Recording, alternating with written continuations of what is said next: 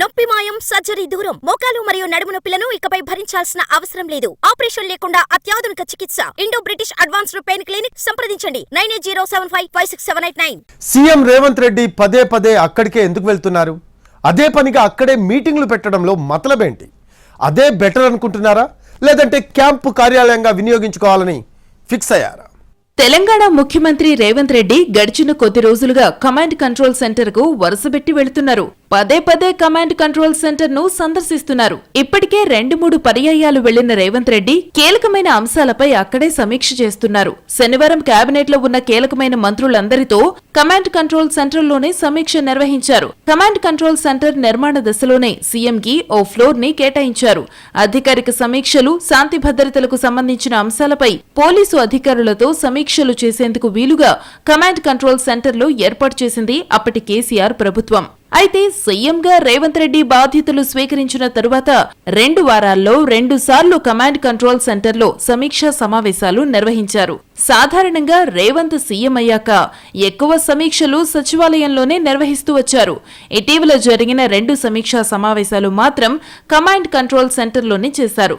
Greater Hyderabad పరిధిలో సమస్యలు, traffic, వర్షంతో వచ్చే ఇబ్బందులపై అక్కడే పోలీసు అధికారులతో చర్చించారు. అయితే శనివారం జరిగిన సమావేశానికి మాత్రం కేబినెట్ లో ఉన్న సీనియర్ మంత్రులను కూడా ఆహ్వానించారు. డిప్యూటీ సీఎం భట్టి విక్రమార్క, మంత్రులు పొంగులేటి, ఉత్తమ్ కుమార్ రెడ్డి, శ్రీధర్ బాబు, పొన్నం ప్రభాకర్లు కూడా ఈ సమీక్షలో పాల్గొన్నారు.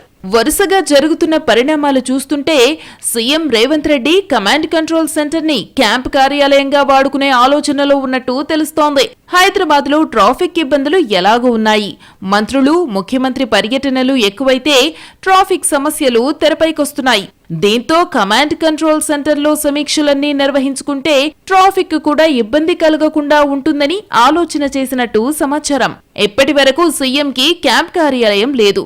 తన నివాసం నుంచే అధికారిక కార్యక్రమాలన్నింటినీ నిర్వహిస్తున్నారు. దీంతో కమాండ్ కంట్రోల్ సెంటర్ ని క్యాంప్ కార్యాలయంగా మార్చే ఆలోచన చేసినట్టు తెలుస్తోంది. క్యాంపు కార్యాలయానికి సరిపడా వసతులు కూడా కమాండ్ కంట్రోల్ సెంటర్లో ఉన్నాయి కాబట్టి అక్కడే రివ్యూలు చేయాలని భావిస్తున్నట్టు తెలుస్తోంది.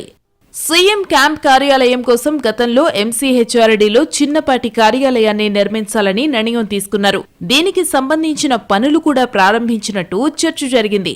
అయితే కమాండ్ కంట్రోల్ సెంటర్ ను సమావేశాలకు ఉపయోగించుకుంటే ఎలా ఉంటుంది అని కూడా ఆలోచిస్తున్నట్టు తెలుస్తోంది.